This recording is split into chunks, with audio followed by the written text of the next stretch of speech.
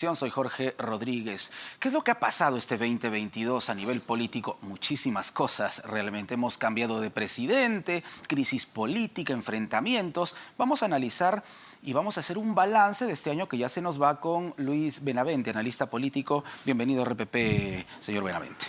Buenas noches, Jorge. Gracias por estar con nosotros. ¿Qué nos deja este 2022? Más allá de la salida del expresidente Castillo, ¿podríamos decir que fue un año en el que las cosas han enrumbado? ¿Cómo podemos mirar el 2023? El 2022 ha sido un año difícil, complicado. Ha sido un año en que Perú cruzó 2 veces en un solo día las líneas aquella línea primero que no debía pasarse, ¿no? Claro que tiene que ver con la caída de Castillo, porque el 7 de diciembre el presidente Castillo anunció una asamblea constituyente, o sea, ya era una intervención directa en un poder del Estado, y anunció una reorganización del Poder Judicial, con lo cual el presidente controlaba todo. Todos los poderes, ejecutivo, legislativo y judicial. El expresidente Castillo quiso, en pocas palabras, convertirse en un dictador y controlar todas las instituciones del país. Claro, entonces ahí controlaba los 3 poderes del Estado, pero también todas las instituciones, porque habló de una intervención en la Fiscalía, en el Tribunal Constitucional, en la Contraloría, entonces ya era un control absoluto. Ahora se dice, y parece que es cierto, que incluso había ordenado la detención de la fiscal Benavides, lo cual es propio de un dictador extremo, no es propio de un izquierdista revolucionario que tiene ideales y que quiere justicia social, no, porque la detención de una persona puede ser ordenada por un juez. Claro. Incluso si un policía prende a alguien de manera infragante y lo lleva al calabozo de la policía, tiene un plazo muy corto, de 1 o 2 días. Si no hay una acción fiscal que ordene la detención de esa persona, tiene que salir libre. Por supuesto. ¿No? Pero en cambio Castillo ya tenía la facultad, él consideraba que tenía la facultad de ordenar la detención de Benavides. ¿No? Entonces, claro que el mundo es muy loco, si se quiere, ¿no? Pocas horas después, la fiscal Benavides tenía detenido a Castillo, se había volteado todo. Pero en ese momento habíamos pasado al otro lado. Entonces, yo creo que eso tiene que ver con el saldo general de la política peruana del 2022, porque éramos por 2 o 3 horas, éramos Cuba o éramos Venezuela. No éramos Brasil o Argentina, no. Claro. Éramos una dictadura extrema y además vinculada a acusaciones ya con evidencia, casi flagrancia de corrupción. Veamos ahora lo que pasa con los escándalos de los ascensos policiales, etcétera, ¿no? Y los rezagos que todavía quedan, la acción de hoy día del ministro del Interior, etcétera, ¿no? Podemos entender que estuvimos entonces, señor Benavente, al borde del abismo. ¿Seguimos ahí? Bueno, en esas 3 horas estábamos en el abismo, cayendo al lugar más hondo, y de pronto regresamos y cruzamos otra vez la línea de las instituciones.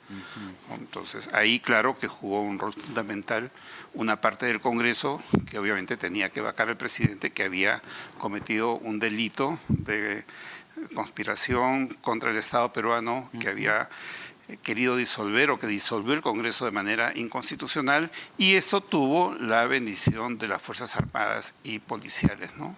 Pero también sabemos que la Fiscalía hacía lo suyo, Contraloría también se había pronunciado en varias oportunidades sobre infracciones administrativas, sobre todo en contrataciones y nombramientos que no correspondían a los perfiles que debía haber, el Tribunal Constitucional, etcétera, ¿no? Entonces las instituciones del Perú prevalecieron en ese momento. Entonces yo creo que el saldo del año, de ese año tan difícil, y en la actual situación en la cual, si vemos las cosas como el vaso medio vacío, hay mucha incertidumbre para adelante, pero si las vemos con el vaso medio lleno, la misma mitad de agua, es que nos hemos librado de un régimen no solo corrupto, nefasto, que no había hecho nada por un impulso de la economía, sino que había roto la institucionalidad del país. Recordemos hechos como que había muchísima vinculación con el terrorismo, como BADEF, como organismo de fachada, de Sendero Luminoso, el hecho de que 13 de los 18 ministros votaran en un momento dado en contra de la cremación de los restos de Ismael Guzmán, prácticamente los ponía en el campo de Sendero Luminoso, ¿no? O de las nuevas versiones, ¿no? Y ahora vemos que el abogado defensor del expresidente Castillo es un personaje que ha tenido también antecedentes, no solo antecedentes, ha estado preso por terrorismo. Ha estado preso por terrorismo durante 20 años. Claro. Entonces estábamos gobernados, por decirlo de alguna manera, por Sendero Luminoso. Estábamos en una situación realmente extrema, ¿no? Entonces el país termina en el año saliendo de ese hoyo tan profundo, con muchas dificultades, porque evidentemente las cosas son complicadas. Claro. Hoy o ayer hemos tenido un comunicado de las 10 regiones del sur del Perú que son un desafío al Estado peruano, donde los gobernadores piden cosas inconstitucionales, piden la libertad de Castillo, que eso va por conductos judiciales. Hay un delito y nadie puede dar libertad. Porque no tendría por qué meter la mano el Ejecutivo para nada. Y porque 10 funcionarios públicos, así sean gobernadores, lo piden la disolución del Congreso, que tampoco 10 gobernadores, así se paren de cabeza, no tienen por qué ni siquiera pedir la disolución del Congreso. Sin embargo, señor Benavente, hay que también tomar en cuenta que tenemos un Congreso fragmentado que no ha estado a la altura de las exigencias de la población y por eso tiene tan baja aprobación. Entonces, también hay muchísima responsabilidad en esta crisis política por parte del Parlamento. Sí, definitivamente. Hace años el Parlamento le quitó el último lugar en confianza a las instituciones al Poder Judicial, que había sido tradicionalmente la institución en la que menos confianza generaba a los ciudadanos, ¿no? Y el Congreso logró ese último lugar y se ha posicionado ahí y de ahí no quiere salir. Se ha mantenido en ese siniestro ranking. ¿No? Es una vergüenza, una institución clave de la democracia, etcétera, ¿no? Pero hay caminos constitucionales, ¿no? No es que 10 presidentes regionales, 10 gobernadores pidan la disolución del Congreso. No es la forma, ¿no?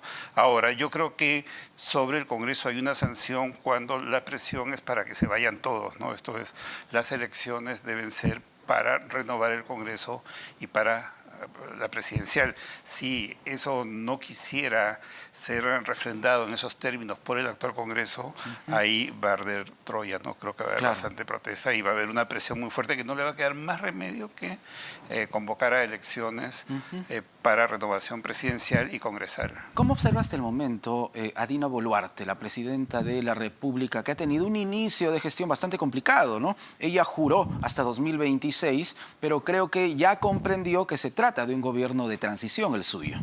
Sí, la presión fue muy fuerte. Su cambio de opinión de 2026 para un adelanto fue demasiado rápido. Hubo un poco de ruido en las calles y se asustó muy rápidamente, ¿no?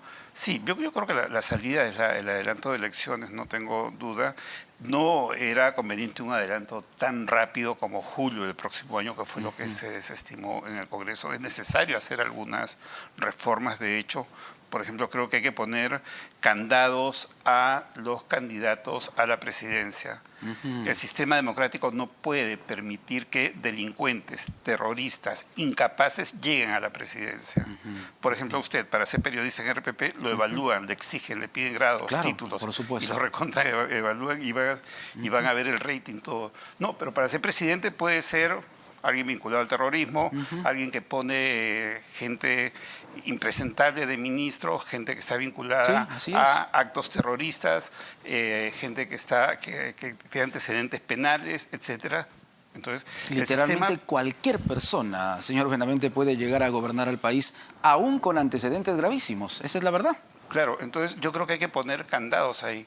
Una persona tiene que tener una preparación, etcétera, y aún así estar expuesta a la evaluación permanente, al escrutinio de la opinión pública, del Congreso, al control político y a la vacancia, eventualmente, para presidente, pero igual tendría que ser para gobernadores y todo, ¿no? Bueno, yo creo que hay que hacer cambios de distinto tipo.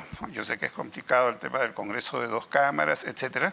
Hay muchos cambios en el sistema político, en el sistema electoral que debemos hacer, pero uno de ellos o algunos de ellos tienen que ser vinculados a las características que deben tener los candidatos, los candados que debe haber. Lamentablemente los partidos partidos no han cumplido su rol histórico en el Perú. Eso también es cierto. En los 70s habían militares que no dejaban, en los 80s había Sendero Luminoso, en los 90s el fujimorismo acuñó la partidocracia y hostilizó a los partidos, pero después del año 2000 han pasado 22 años y no hay razón, no tienen ninguna justificación. ¿Por qué? Porque los grandes líderes de los partidos o han estado metidos en temas de corrupción, lo vemos con mucha claridad, no han tenido una agenda donde lo prioritario sea realmente el desarrollo del país, la inclusión, y esa es la consecuencia, porque lo que estamos viendo ahora también es consecuencia de tanta corrupción. Claro, porque hay que aclarar también, señor Benavente, que algunas de las demandas que hemos escuchado por parte de la población son demandas justas, son personas que han sido postergadas durante muchísimos años, entonces tienen también que ser escuchadas. La forma de manifestarse tal vez no es la correcta. No debemos llegar a extremos de violencia, de enfrentamiento, pero hay demandas que tendrían que ser resueltas cuanto antes. Y ha habido mucha corrupción con un costo muy alto. Entiendo que Contraloría estima que es más o menos el 15% del presupuesto público que se va en corrupción. Claro, imagínese. Eso durante 10, 20, 30 años son cientos de miles de millones de soles que debieron ir a inversión social. Y en eso han estado comprometidos presidentes, ministros, toda la clase política. Autoridades locales también, no nos autoridades olvidemos. Locales, Alcaldes, gobernadores, no debemos olvidarnos de las autoridades locales. Ancash, Álvarez, Viñas, Exacto. Entumbes, fascinerosos que han dominado el Perú, que se han llevado una cantidad muy grande de dinero robándole al Estado peruano, robando dinero que debió ser inversión social y que hoy debió dar como resultado una mejor calidad de vida. Ante eso son las protestas también, ¿no? Yo creo que eso es totalmente legítimo, ¿no? Lo que no es legítimo es hacer incendios, ni cerrar carreteras, ni impedir el libre tránsito. Caer en la provocación de violentistas o de infiltrados que muchas veces tienen que ver también, según lo ha dicho el mismo jefe de la DIRCOTE, con grupos subversivos, ¿no? Entonces, si vamos a esos extremos, ya pierde lamentablemente legitimidad una demanda social que, lo hemos dicho, es justa en muchos aspectos. Sí. En ese sentido, desde el Congreso se habla de reformas, pero en el Congreso se están centrando más que nada en dos puntos: la reelección de los congresistas y la bicameralidad. Y esos dos puntos, lo recordará usted, señor Benavente, fueron rechazados en su momento a través de una consulta popular por la población. Entonces, ¿cómo hacer que la ciudadanía pueda entender la importancia de tener una Cámara de Senadores, una Cámara pensante, cuando ni siquiera quiere ver a los 130 congresistas actualmente? Claro, el Congreso está totalmente desprestigiado. Tener dos cámaras suena a ese desprestigio multiplicado por 2. Exactamente. Entonces, y a todo el gasto que tienen multiplicado por 2. Entonces, nadie en su sano juicio va a querer otra cámara, ¿no? Yo creo que sí es conveniente para el sistema político 2 cámaras. Las grandes democracias del mundo tienen 2 cámaras. Una es de representantes, en Estados Unidos se llama The House of Representatives. Son 2 representantes que su función es representar a sus circunscripciones electorales, que son pobladores, ciudadanos. Y la otra cámara es el Senado, que ve temas nacionales, generales, ¿no? Lo que pasa es que hay que sincerar el Congreso. Los congresistas tienen una cantidad increíble de personal. Tienen chofer, tienen carro, tienen un gasto demasiado grande. Un congresista debe tener una secretaria o secretario y un asistente y punto. Y un asesor y punto. Entonces, eso yo personalmente voy a pedir al Congreso, de acuerdo a la ley de transparencia y acceso a la información del gasto público en el Congreso, ¿no? Entonces, eso se tiene que acabar. Y con el mismo dinero sale para hacer 2 cámaras y sobra plata. Entonces, ¿por qué los congresistas tienen que tener tantos privilegios? Claro, Recuerden las gratificaciones, compraban computadoras de 5.000 soles que costaban 1.500. Y esto le cae muy mal a la población, definitivamente. Y por eso la pésima imagen que tiene el Congreso de la República. Y un Senado que sea pequeño, ¿no? De 60 miembros. Y no costoso. Pero bueno, hay que evitar que el Congreso haga cambios convenientes para ellos, ¿no? La reelección también puede parecer que quieren ellos reelegirse. La doble cámara es para seguir. Es la visión que tiene gran parte de la ciudadanía. Pero hay que cambiar muchas otras cosas, ¿no? Si va a quedar todo en manos del Congreso, creo que no se va a lograr una verdadera reforma. Tiene que haber desde afuera presión ciudadana, de sociedad civil. Muy bien. Gracias, señor Benavente, por estar con nosotros aquí en Todo se sabe. Luis Benavente, analista político. Estamos aquí en Todo